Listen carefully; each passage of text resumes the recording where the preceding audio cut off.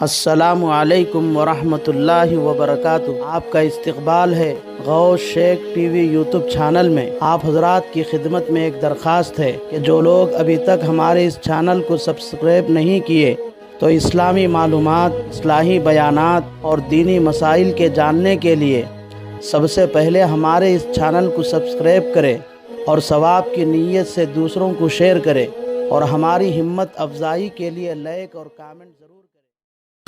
بزرگان محترم، عزیزان ملت، نوجوانان اسلام اور میری دینی و اسلامی ماں اور بہنوں، آج ہماری گفتگو کا عنوان ہے معانقہ اور تقبیل۔ معانقہ عربی زبان کا لفظ ہے آنقہ یعانق معانقۃ، باب مفاعلت کا مصدر ہے جس کے دو معنی ہیں۔ نمبر 1، دو آدمیوں کا آپس میں ایک دوسرے کے گردن میں ہاتھ ڈالنا۔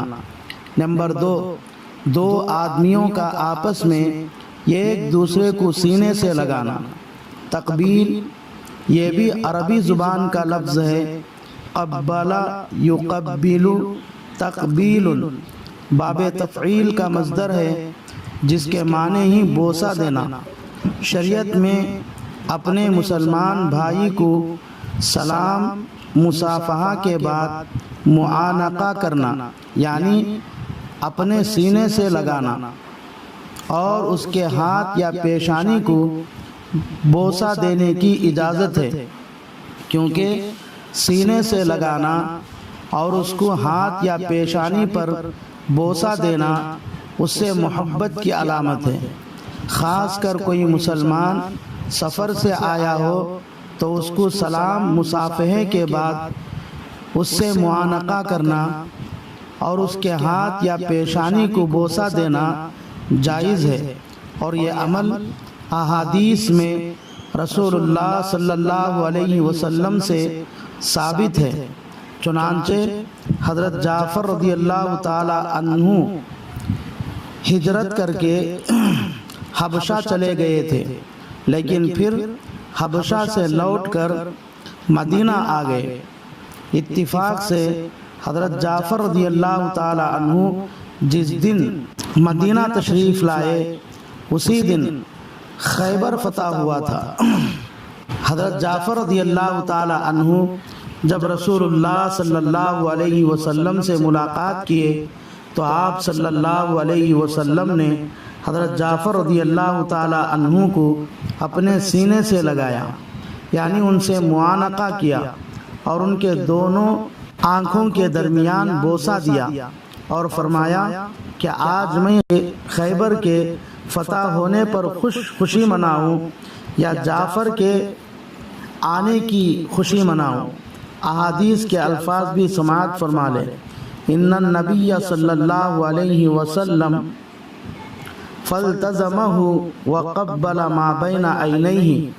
امام ترمذی رحمۃ اللہ علیہ نے حضرت عائشہ رضی اللہ تعالی عنہا کی روایت نقل کی ہے۔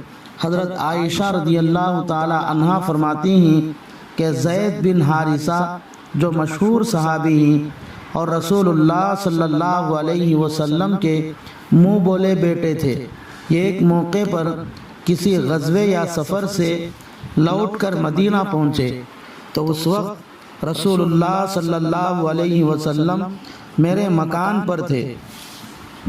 زید رسول اللہ صلی اللہ علیہ وسلم سے ملنے کے لیے میرے گھر آئے اور دروازہ کھٹکھٹایا تو اس وقت آپ صلی اللہ علیہ وسلم کے مبارک جسم پر صرف لنگی تھی، اس کے علاوہ اور کوئی کپڑا، جھبا، قمیص وغیرہ آپ کے بدن پر نہیں تھا۔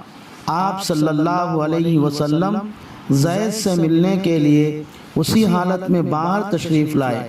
حضرت عائشہ رضی اللہ تعالی عنہا فرماتی ہیں کہ اس ایک موقع کے علاوہ آپ کبھی بھی اس طرح صرف لنگی اور تہبند کے ساتھ ننگے بدن باہر نہیں آئے، اور گھر کے باہر آ کر زید کو اپنے سینے سے لگایا اور ان کو بوسہ دیا۔ چنانچہ ترمذی شریف کے احادیث کے الفاظ بھی سماعت فرما لیں۔ عن عائشہ رضی اللہ تعالی عنہا قالت قدم زید بن حارثہ المدینہ ورسول اللہ صلی اللہ علیہ وسلم فی بیتی فأتاہ فقرع الباب فقام الیہ رسول اللہ صلی اللہ علیہ وسلم عریانا یجر ثوبہ وللہ ما رأیتہ عریانا قبلہ ولا بعدہ فاعتنقہ وقبلہ۔ البتہ معانقہ اور بوسہ دینے کے جواز میں ایک شرط ہے، وہ یہ ہے کہ معانقہ کرنا اور بوسہ دینا کوئی فتنے کا سبب نہ ہو۔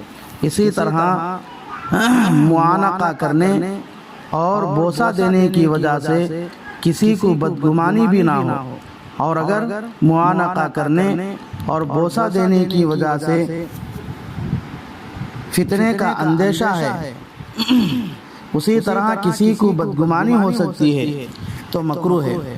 اسی طرح معانقہ کرنا اور بوسہ دینا برے خیال یا جنسی جذبات کی وجہ سے نہ ہو، اور اگر معانقہ کرنا یا بوسہ دینا برے خیال سے ہو یا جنسی جذبات کے ساتھ ہو تو مکروہ ہے۔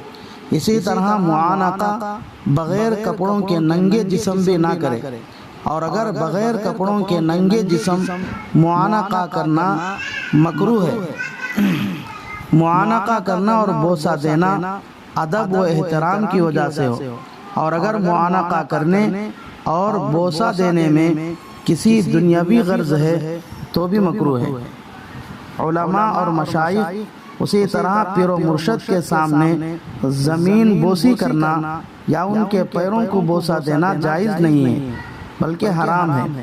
اگر علماء، مشائخ اور پیر و مرشد کے سامنے زمین بوسی کرنا یا ان کے پیر چھونا عبادت کی نیت سے ہو تو اس طرح زمین بوسی کرنے یا پیر و مرشد کے پیر چھونے والوں کو اپنے ایمان کی فکر کرنا چاہیے، اور اگر ادب و احترام کی وجہ سے اپنے پیر و مرشد کے سامنے زمین بوسی کرتا ہے یا ان کے پیر چھوتا ہے تو سخت گنہگار ہوتا ہے۔